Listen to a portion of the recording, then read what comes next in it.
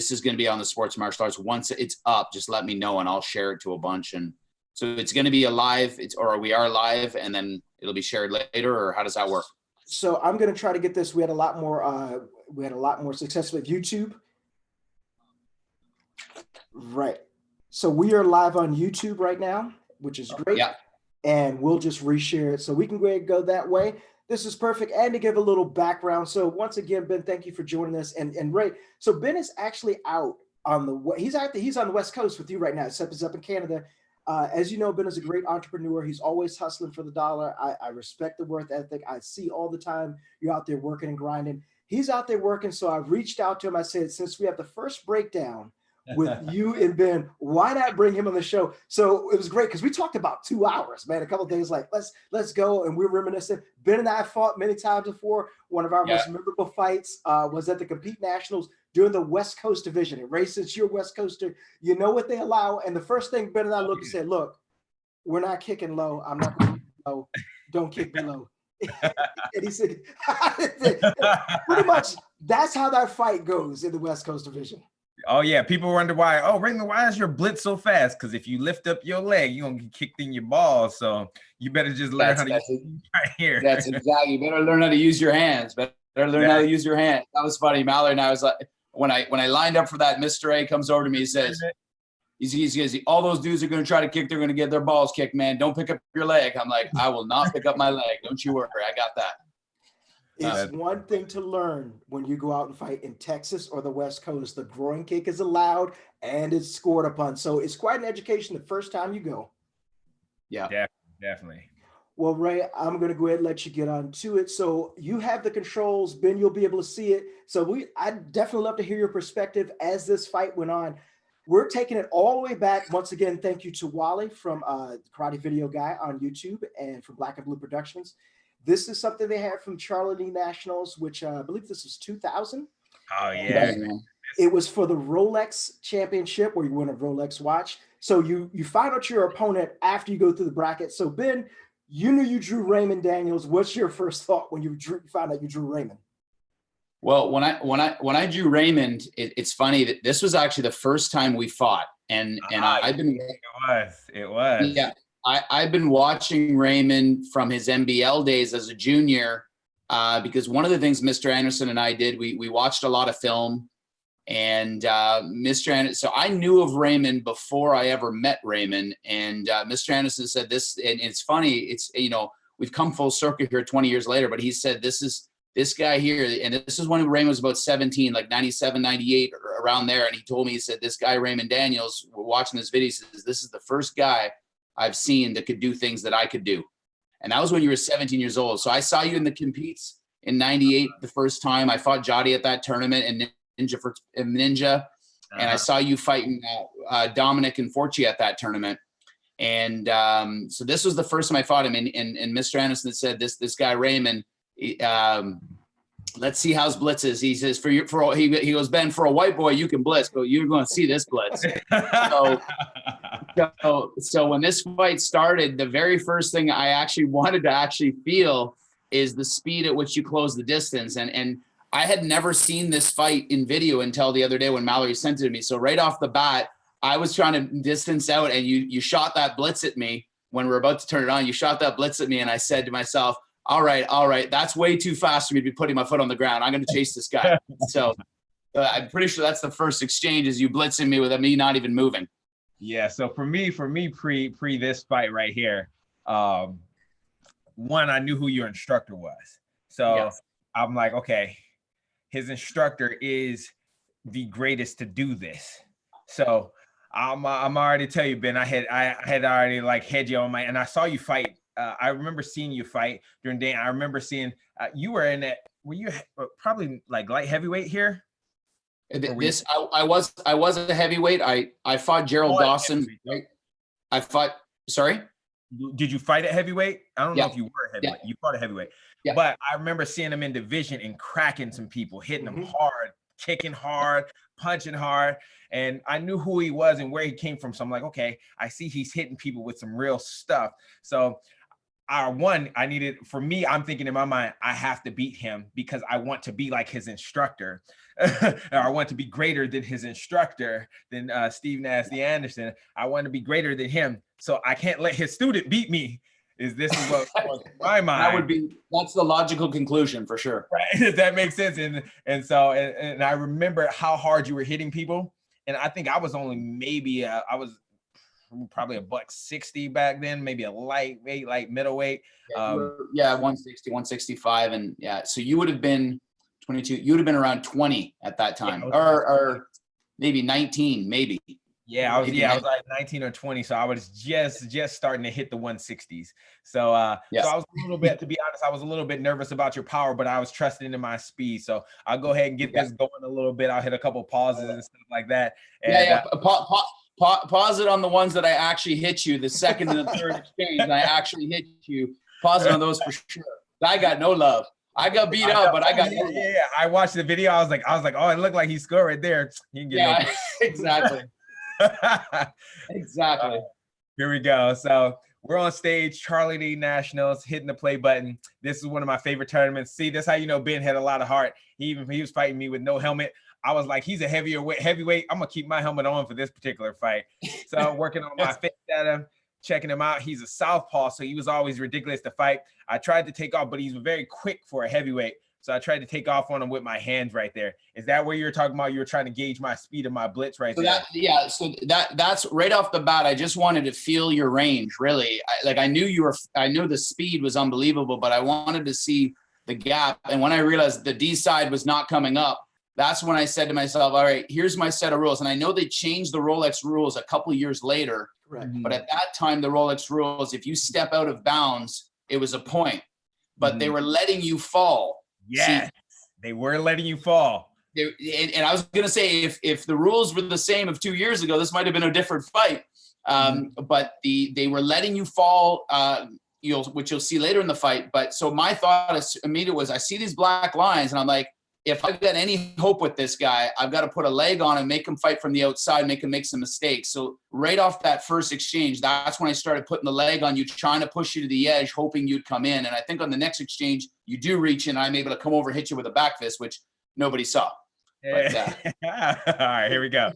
So we'll keep the play going. I tried to switch to southpaw in order to throw that spin kick. He's pushing. He is pushing. He started pressuring me a little bit more right here. I'm trying to check his leg to throw a ridge hand, but he's not giving it to me.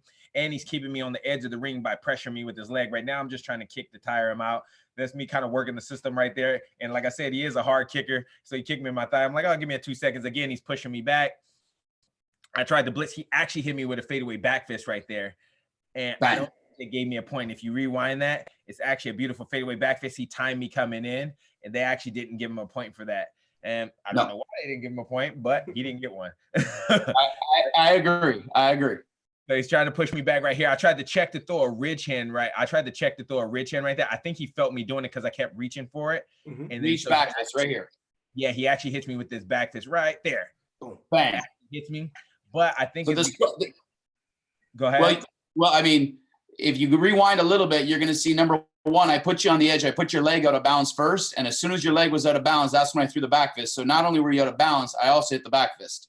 So out of bounds and back fist. Yes. And what I'm trying to but after those two exchanges, without showing it, there was a level of frustration because I really felt I hit you with 2 clean points in a row. So I just said, well, I got to do more. And that's when I started extending a little harder on the kicks, and I opened myself up, and you took me out pretty nice. My only memory of the fight, because I don't remember any of this, but my only memory of the fight is the exchange with your underneath hook kick. That's coming soon. We talked about this. I blocked the rest of this fight out of my mind because it's the only time in my life I've been 5-0'd. So he did a good job of pressuring me. I was trying to you started over pursuing me right there. Yeah, that's exactly what I did. So now I was like, okay, he's over pursuing me. And then that was the hook kick, that one right there. And I coming up right now. Bang. On that one right there, I even fell down because, again, the rule set said I could technically fall down. And that was, I knew you were getting frustrated because you weren't getting points. That was actually a beautiful duck under. And that's what I mean. Like, you were a big man, but you were fast. Like most big guys wouldn't be able to duck underneath me. I was trying to check. was So trying to check. I wanted to wait. Can I weigh in on that right there? That last move. So yeah, that one right there.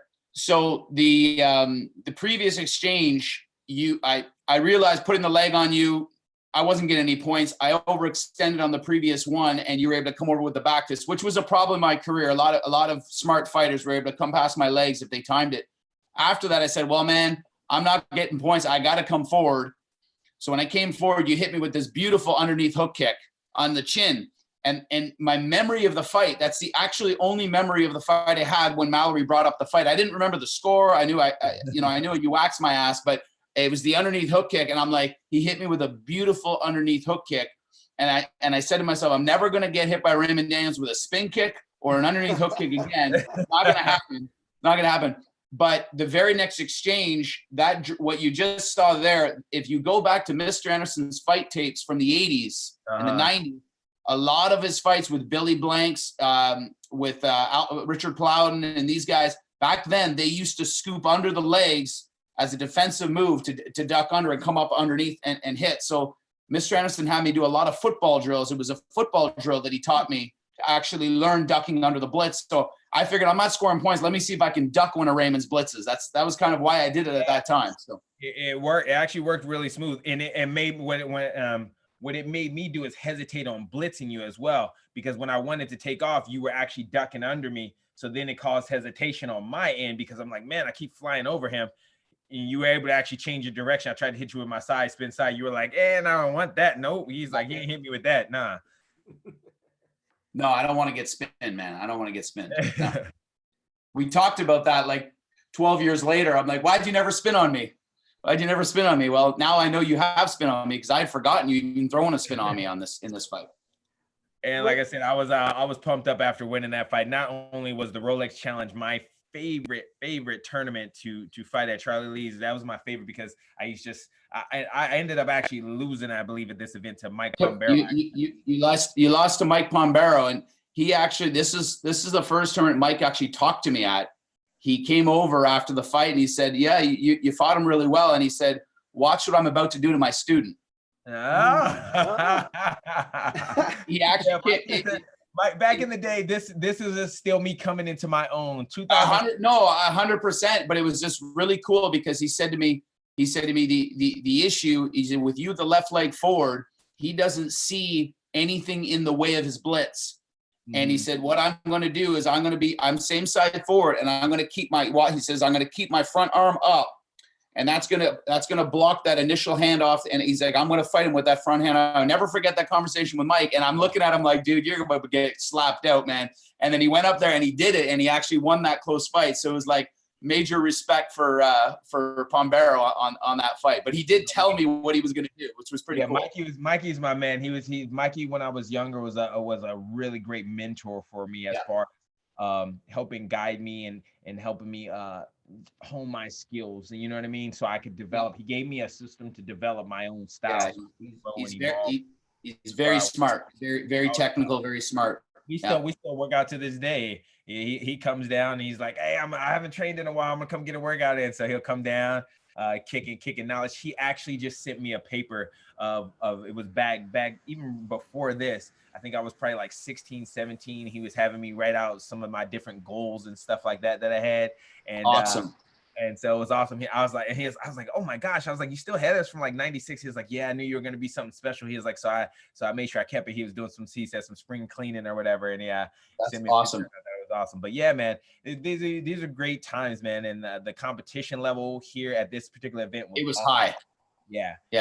It was high at that time. And I know that it was one or two times he got you, and then you went on a streak of winning that thing. Like I remember you showed up one year with multiple Rolexes. You were wearing all kinds of Rolexes down your wrist. That was one of my favorite tournaments to go to. It was in March every year. The tricky part about that time of year for me, always the March, April, that tournament season is when I'm out west for my lawn care business. So I was always working in the field, driving a van every day. So I never wanted to miss this tournament. But that was my kind of work season that I'd be like, man, I got to go to Charlie Lee's, but I never wanted to miss that event. I really, back then at that time, I liked the Rolex And I feel that when the super fights came in, then lots of tournaments started doing it. I know the Diamonds brought in the super fights. It went from a time at this time where it was still point fighting. Yes. It was still point fighting.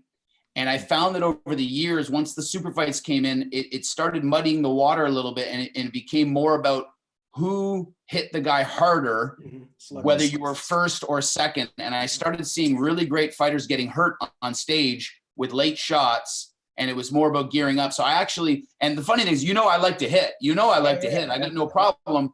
But in a point fight, it should be the first clear strike. It shouldn't be you get slapped and then you gear up and hit someone. And I felt that the events became that way. And I had one of my students get a really bad head injury in later years. And I just felt that for me, I got a rock chin, but I mean, a lot of guys out there, they get hit late, and so it changed a little bit. But at that time, that was kind of the golden era of the Rolex, in my opinion, the next 4 or 5 years after that. Yeah, no, definitely. I feel like that as well. That was a different, like that's what I said. I've gone through different generations. This was actually one of my favorite generations to go through, because we had so many different types of fighters with so many different styles and backgrounds and come from different areas. So this was one of my favorite generations to compete in. And I was only actually 19 in this video right here. Yes. So this is also me still figuring out life. I'm trying to, like, you know what I mean? So it was great. I was fighting in a uniform that Paul Mitchell used to yell at me all the time. They used to tell me I can't fight in that uniform, but I still wore it all year. I used to get in so much trouble.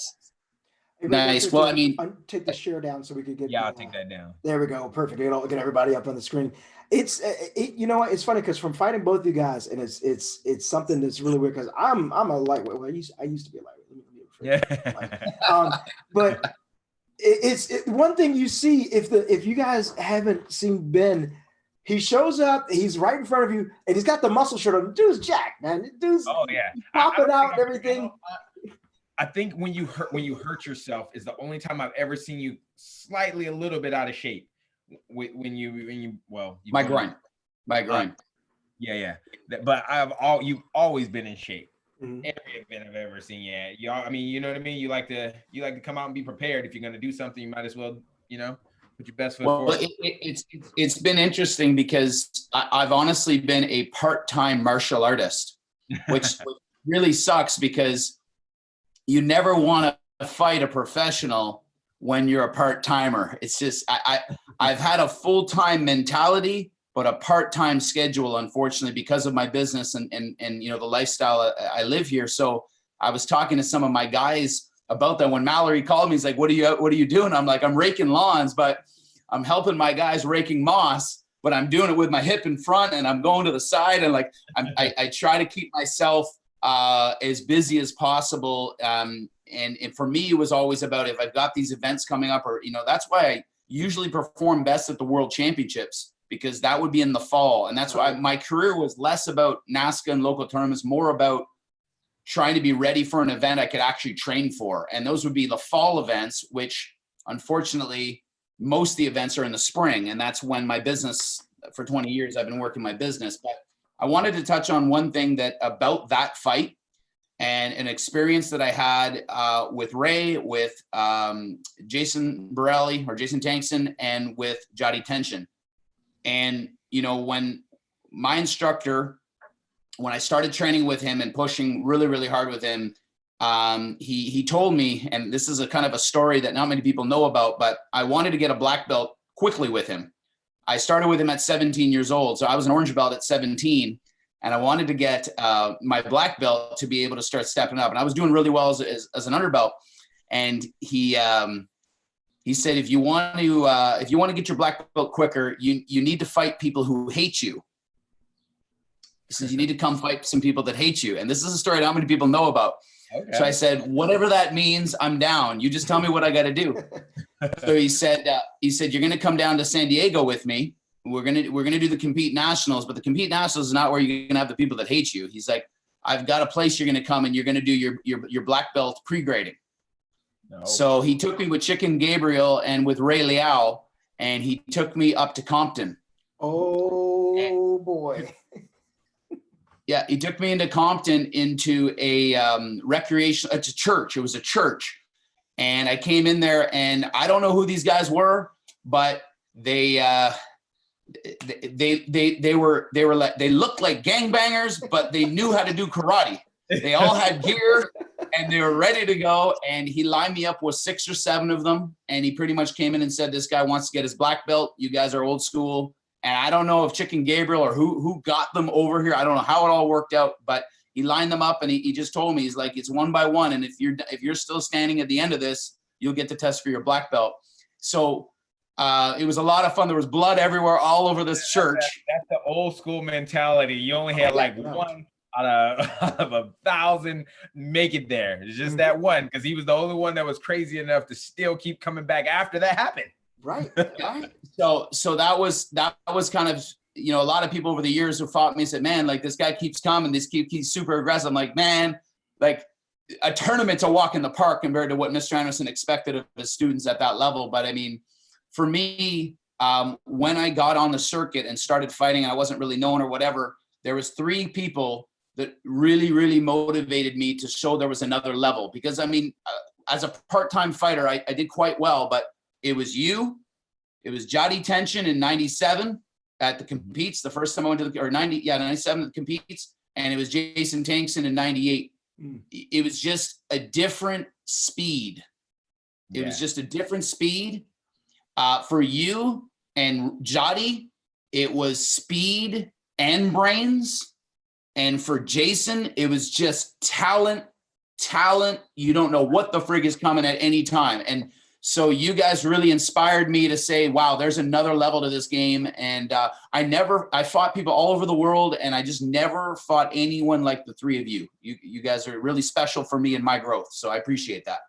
Oh yeah, for sure, brother. Thank you, man. I mean, people don't, and like you say, you call yourself a part-timer, but you had full-time skill set of a martial artist. For somebody who didn't compete as often as you would have liked to, or wasn't able to because you were doing some other things, you still were somebody that we couldn't like look over. I know who you are, and that means I put respect on your name. Sometimes people come up and be like, "Oh, I fought you before." I'm like, I don't really remember it, but I remember fighting. I might not remember that particular fight, but I know you as a person, not only because we know each other, off the mat, but because I knew that if I saw you at a tournament, I had to get through this guy. This wasn't going to just be a breeze. You know what I mean? And you know how it is with point sparring. Point goes one way, it doesn't go another way. Like that fight could have been totally different if they would have gave you those 2 points. You'd have been up 2-1. And then if you wouldn't, things would have gone different. So I appreciate you saying that. And on another note, because you haven't been there as far as competing wise, you've always been by my side and in my ear. People don't know the type of businesses that you run, that you have written a book, that you're all these different projects that you work on. I remember I still have your book. It's in my room actually, that you signed for me and stuff. So I appreciate you continuing to inspire me, not only to become better as competitors, but just in life too. You know what I mean? Like even when I transition into my full contact, to my MMA, Ben is always one of the first guys to shoot me a message before my fight, after my fight, just checking in on me and stuff like that, man. So I always appreciate you, inspiring me, on the business side of life, as well as just supporting me as I ventured off into, because that that is part of my growth, me fighting you back then. And then me going into the full contact kickboxing to the MMA, it's because of that generation of fighters where you were right there, that I have the ability to go into transition into kickboxing, into MMA, because of that era. That era. Very fighting it right there. So I mean, and I remember, and I'm really, really excited to see this evolution fighting system that you've developed. Because I remember sitting with you in 2013 in Italy, and you were coaching me, and I was coaching you, and for that, and we sat there at the Glory show, and you were telling me about the evolution, and we were talking about the video and promoting it and things like that. So and you told me about Glory and what you were going to do, and then coming mainstream with that. So it's amazing to hear people make statements and actually follow through on it. So good on you, brother. And I'm one of your, as you know, I'm one of your biggest fans, and massive respect, brother. Yeah, I always appreciate the love, brother. Well, Ben, thank you so much for joining us. Middle of the, I know you still got guys out there working. He's out there struggling. Doing his thing out on the West Coast. We certainly appreciate it, and I will definitely be in contact with you. What we talked about, we're definitely going to get another show. You got some great ideas. It was something we talked about this week. I believe there's definitely an audience for that, so I'll be in touch, and we will get that up there. Ladies and gentlemen, Ben Stewart, Raymond's opponent in this, but also a winner in life. Ben, thank you so much, brother. We will catch you soon. I'll see you, brother. Take it easy. All right. Take it easy. Thanks, guys. Cheers. There you go. See, surprise. That was actually, I'll be honest, that was a huge surprise to see Ben. Like we got a lot of respect for that guy on a whole lot of different levels, and he comes from a really, really great stock, a really great breeded fighter of Nasty Anderson. So, who's, may he rest in peace. The what I consider the GOAT of our sport, so he's one of the greatest of all time to ever do it. I remember just having conversations with him and just, I told him it was an honor for me to just have my name ever mentioned in the same sentence as him when it comes to this sport. So, that's good lineage. I never heard that story before. That is a great, it's like a movie scene, man. It's like, okay. And I can hear Nat say, okay, blood, you want your black belt? All right, this is what we're going to do. We're going to go right over here. Next, Ben's probably looking around like, that road sign said Compton. I only know of one Compton. So no way, he probably took him. I didn't want to say, he probably took him over to like the Sherman Oaks Raiders. I was thinking it was the Sherman Oaks Raiders.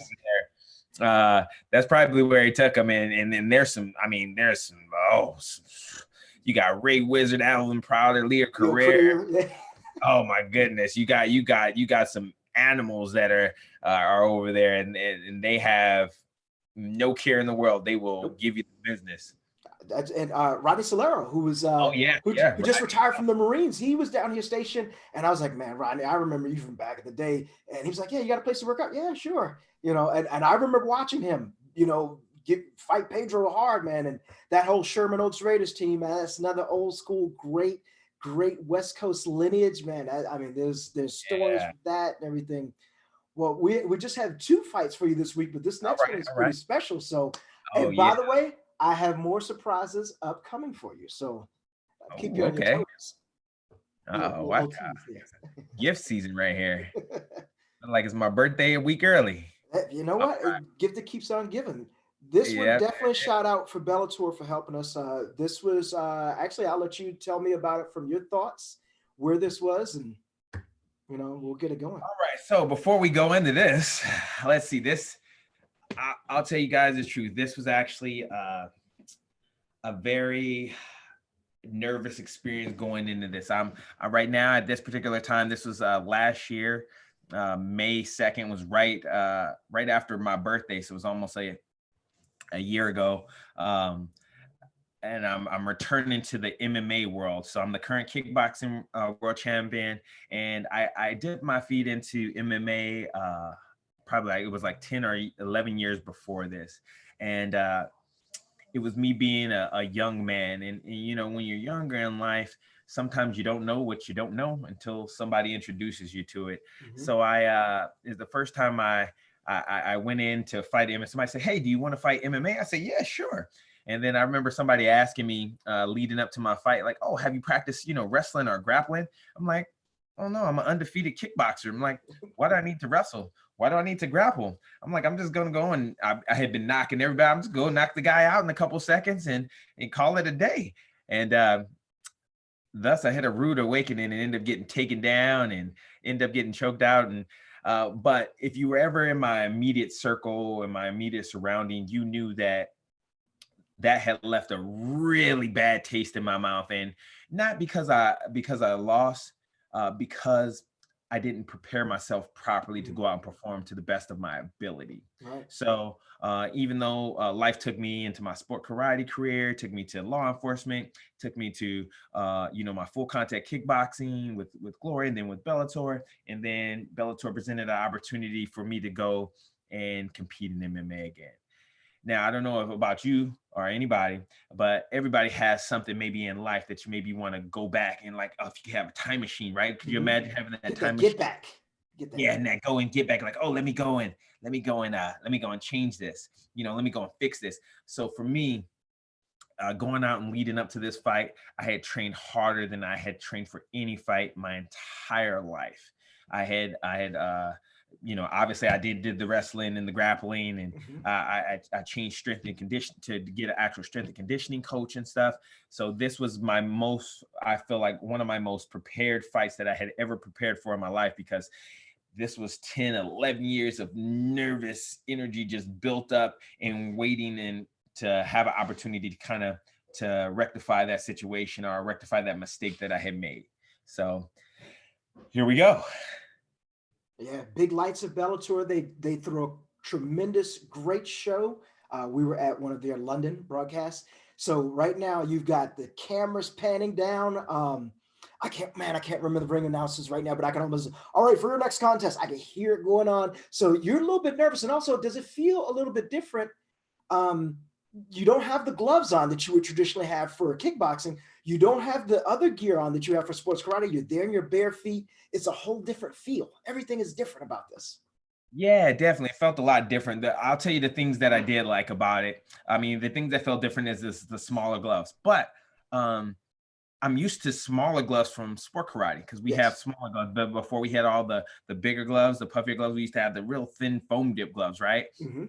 And then, so I'm used to kind of the smaller gloves and being able to hit my target, as opposed to the big gloves, where a lot of people like to kind of like, bubble up and try and, shield up with their big gloves on. And then this was a circle. Mm-hmm. So I really like that, because there's no corners like in a ring, and when you can corner yourself and stuff like that. So I'll go ahead and hit this play button right now, and we go ahead and get it going. So this is my opponent, Wilker Barrels. I always like to let them know if they want to touch gloves or whatever the case is.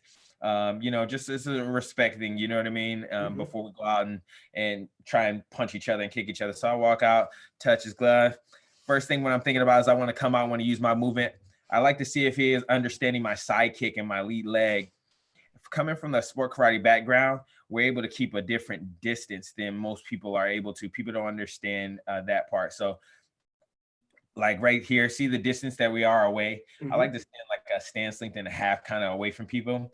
A lot of people that do either MMA or kickboxing, they're not used to being this far. So yeah, if you see, he has his hands up really high. Right. That's usually when somebody's a little bit closer that you need your hands up that high. But because I'm so far away, usually people always say I fight with my hands down, but I also understand that he's not able to hit me from here without taking big, massive, drastic steps forward, where my hands would come up. So if you notice when I come into that hot zone, I'll keep my hands up. Right now I'm working on, that's me getting the opportunity to shoot some elbows and stuff like that. So that's fun. That's actually, if you watch that, that's a sport karate blitz actually. That looks like a blitz with the elbow following it. Yeah, it's a blitz with the elbow. So I was drifting over towards his back, like, tried to blitz and throw that elbow from sport karate. So working movement, working some speed. Most opponents are going to try and grab me, so just trying to maintain my space. I watched some video on him. He's really aggressive, strong leg kicks and stuff like that. Again, most people don't understand the speed or how to block a side kick properly. So just being in and out with the littler gloves, people don't realize it only takes a little bit of knocking and you feel it really good. Those gloves are really small, to be honest. Because I come from a sport karate background, I know that most people have trouble understanding speed, and I'm always going to be the fastest at hitting first. Right. Because we've been trained to be the best at what? Speed first. Be there first. Be there first. So, and there's another blitz that's off of a rear hand. And if you watch, like for me, I like to transition my sport karate. This is a sport karate. Boom, boom. That's a sport karate blitz right there that I would use in normal sport karate moves. He was doing a really good job of trying to jump out of the way of my spin kicks. Anytime he saw me start to turn for a spin, see how he jumped back. That's my side spin side. I did that, so I knew I can get this one off. Here I tried to catch him, but he backed up. Now I knew he couldn't back up again because he's against the cage, so that's why I threw that combo like that. I actually felt great. This was my first time on my first fight training with the training lab with Coach Sam Calavita. And I felt amazing. My cardio felt, I felt ridiculous. Now, if you would pause for 1 second, One of the things that I did notice when I was watching this, I think I'm trying to remember if I watched it live. I think I did watch it live because it was over in Europe, so therefore we could get it. Is that I did see you kind of baiting him with the spin kick because I think you wanted to see what the reaction was going to be. Does he smother you? Does he? What most people do, which is actually the incorrect move, is move backwards, try to outrun it. Um, Yeah. you're throwing these little breadcrumbs out there. So what are you actually picking up when you see this? Like, I raised my hand high this way, he shielded this way. I went to throw the spin kick, he backed way up, he went to immediate retreat roll. So what type of intelligence are you gathering when you see an opponent react in this way? So when I'm stepping into like the hot zone and when I'm throwing certain things, I like to call it gathering information. When sometimes people try and fight and they'll just throw techniques. I'm gathering information. When I throw my jab, when I throw my spin kick, he's moving away. How is he moving away? How is he positioning himself when he's moving away? If he moves away, can he move away again? So what I'm doing is setting things up. Right now, I'm throwing things nice and light with speed, and I can obviously throw them with a lot more as far as intensity. But I'm also trying to figure out my range and my distance, and I'm trying to see how his body is responding when I move towards him. As you see, even like right now, see how his back heel is planted on the ground. So these are little things that I'm picking up while I'm faking and while I'm moving, and I'm throwing like little quick techniques where I'm not fully committing to a whole lot, but I'm gauging to see what his response is. Okay. And one of the things I did, I want to ask about this right before you get the tape rolling again. So I know you try not to take a lot of leg kicks, but you also, it's something I haven't seen you throw that much of. You did throw a few side kicks to the thigh. Did those connect really hard? And you know, when you take one of those in practice, how much it takes out of your whatever leg it hits. Yeah, definitely. So I like to use my side kick to the thigh. It prevents people from coming forward because when you get hit one, I mean, it bruises the mess out of your quad muscle because you're hitting and you're digging in with your heel. And it's not really a way to technically like block that technique. You know what I mean? And no one's used to seeing it coming. Plus, it can give them, it won't, unless you hit the knee, it won't hyperextend the knee, but because you're hitting the thigh, but it locks their leg where they're not able to actually come forward at you. So it stops the opponent, because I knew when I watched this fight, he's a very aggressive fighter. So when I hit him with those side kicks to the thigh, it makes him think about coming forward. Like, oh man, he kind of locked my leg out. I don't want to hurt my leg. And then because it's hitting the thigh, it's also slowing his leg down in his movement. Now, one other thing is that the oblique kick or a kick straight to the knee is legal. Would this actually be something you would use? Because I cringe every time I see someone throw it. Yeah, what the psychic to, I don't throw it to the knee. I try and throw it to the thigh just so I don't want to cause permanent damage to my, you know what I mean? I want to enforce my will. I want to be able to stop him, but I don't want to hurt him or cause any type of permanent damage. That's why I don't like when people that you're allowed to leg kick. Now they say you're allowed to kick the oblique kick actually to the knee, and you're allowed to kick the left or the right side of the knee. I actually don't like that either, because it's easier to blow the knee out if you kick it right there. You can actually blow an entire knee out. My teammate Jamal Albini Richardson, Rashawn Hill III, he has like 50 names, but he just had surgery on his entire knee and it was blown out. So I don't like to risk that. So that's why I at least try and kick the thigh. Gotcha. So as we go, we keep playing. Again, I'm playing with a little bit of fakes, playing with my spin. I'm like, okay, he's lifting his leg. How is he trying to shield? I see every time I'm stepping forward, he's bringing kind of like a high guard, to see how he's like leaning back with his guard. So I'm gathering the information, but he's trying to jump away from me. So I'm like, okay, working on my fakes, just trying to bait him. Again, he's trying to press me, but again, there's no corner for him to grab me, so I can circle out. Then he actually grabs me here. Coach is yelling underhooks. So I'll get my underhooks. I like to try and brace their bicep so that way they don't hit me with any elbows. Right there, I thought he was going to throw a big right hand, so I brought my left hand really high. I actually blitzed that time and didn't create an angle for myself. See how I grab his bicep right here, just so he doesn't shoot an elbow right there with that hand right there. Right. He can't come over and shoot that elbow. I see what you're saying. Yeah, then I rip his face off. I like to do that. It's one of my favorite little escapes to do when somebody's trying to grab a hold of you. And it's like a face mask from football. Using my drift jab in order to create space and create new angles. Just messing with his time and seeing if he's starting to understand my distance or not. but he's not really picking up on how close or how far I am from him. So I'm like, okay. So still working on my movements, trying to walk him into stuff. I'm trying to pull him towards me most of the fight.